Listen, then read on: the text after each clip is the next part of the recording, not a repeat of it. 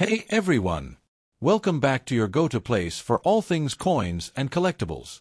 Today, we're diving deep into the 1974 Kennedy half-dollar, a coin that's both rich in history and surprisingly common in circulation. But how much is it really worth today? Stick around because we'll explore its background, condition grades, and whether you should keep an eye out for this piece in your change. First off, a little history. The Kennedy half-dollar was first minted in 1964, just after the tragic assassination of President John F. Kennedy. It was meant as a tribute to the beloved 35th President of the United States.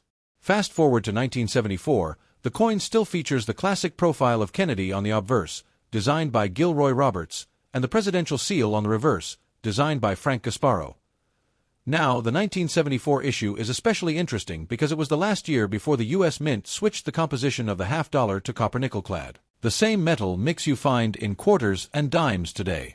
In 1971 through 1974, these coins were already clad, but 1974 is part of that final set of circulated half-dollars before the Mint stopped striking them for general circulation due to declining demand. Oh, how many of these were made? In 1974, the U.S. Mint produced roughly 85 million Kennedy half-dollars at the Philadelphia Mint alone. That's a lot of coins. Because of this high mintage, the 1974 Kennedy half-dollar is very common in circulation. You can still find them in your pocket change or at coin rolls from banks. But what about value? Let's break it down.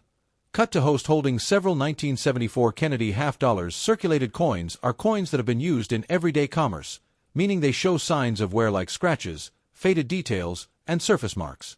The 1974 Kennedy half-dollar is primarily a copper-nickel-clad coin, with no silver content, so its intrinsic metal value is quite low as of today. A typical circulated 1974 Kennedy half-dollar is worth just its face value, 50 cents. Most coin dealers and collectors won't pay more than that for a common circulated example because there are millions out there. That said, there are a few factors that can bump the price up a bit. Show close-ups of coins with different grades and errors if you find one in uncirculated condition, meaning it looks almost brand new. It could be worth around $2 to $5 depending on the market. Asterisk look for coins minted in Denver, D, or Philadelphia, no mint mark. They both have high mintage, but sometimes one might be more sought after depending on the collector's demand. Error coins, like double dies, off-center strikes, or planchet flaws, can fetch higher prices, sometimes $10 or more. The proof Kennedy half-dollar from 1974, made for collectors and not general circulation, often sell for $10 to $15 or more in good condition. So, is it worth collecting the 1974 Kennedy half-dollar? If you're just starting out in coin collecting, it's a great piece to add because of its historical significance and wide availability. It's a perfect coin to practice grading and learn about coin conditions. If you're hunting for these coins, here are some quick tips. Check rolls from banks. You might find uncirculated examples. Look closely at the edges and surfaces for any unusual marks or errors. Always compare coins side by side to spot differences. Use a coin grading guide to better understand the value based on condition. To wrap up, the 1974 Kennedy half-dollar is mostly a coin of sentimental and historical value rather than big money, especially in circulated condition. But that doesn't mean it's not worth having. It's a cool piece of American history that you can hold in your hand. The Kennedy half-dollar was first introduced in 1964, just months after the assassination of President John F. Kennedy. The nation wanted a way to honor their fallen leader, and so the U.S. Mint quickly redesigned the half-dollar to feature his portrait. The coin became wildly popular, so much so that people hoarded the 1964 silver versions. The half-dollar barely made it into circulation in large quantities. This hoarding habit set the tone for what would become a very unique history for the Kennedy half-dollar series. Fast forward to 1974, by this time, the half-dollar was no longer made of silver. Instead, it was made of a copper-nickel-clad composition, like quarters and dimes today. Here are the minting details for 1974 Philadelphia Mint ***. 201,596,000 coins Denver Mint ***. 79,066,300 coins, marked with a D, San Francisco. Mint ***. Also produced proof coins, which were not intended for circulation. Together, that's nearly 300 million Kennedy half-dollars produced in 1974, a huge number. But here's the twist. Even though millions were made, the 1974 Kennedy half-dollar was barely seen in day-to-day life. Why? Because people continued hoarding them, especially those who believed they were rare or might be made of silver. Throughout the 70s and 80s, half dollars saw declining use in circulation.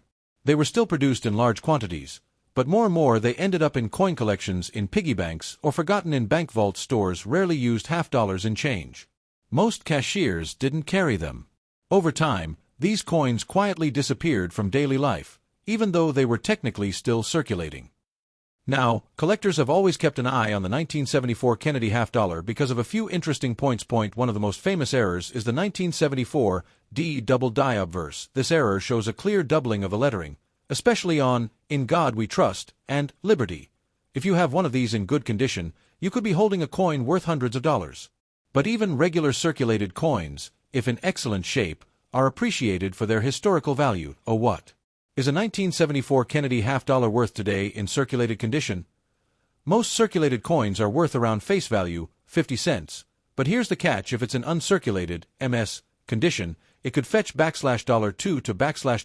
The 1974 D double die can go for $100 or more. Depending on the grade, proof coins *** from San Francisco, marked S, are more collectible, especially if graded PR 67 or higher, so check your change and those old coin jars. You never know. The 1974 Kennedy half dollar may not be rare, but it represents an important moment in U.S. coinage history. It tells the story of a nation honoring a fallen president, and how that memory lived on through everyday coins. Even if you only find one in worn condition, it's still a piece of history you can hold in your hand. Thanks for watching, coin collectors and history lovers. If you enjoyed this video, don't forget to like, comment, and subscribe for more deep dives into the stories behind the coins in your pocket. And let us know in the comments, do you have a 1974 Kennedy half dollar? Maybe even the rare double die. Until next time, keep collecting, keep learning, and stay curious.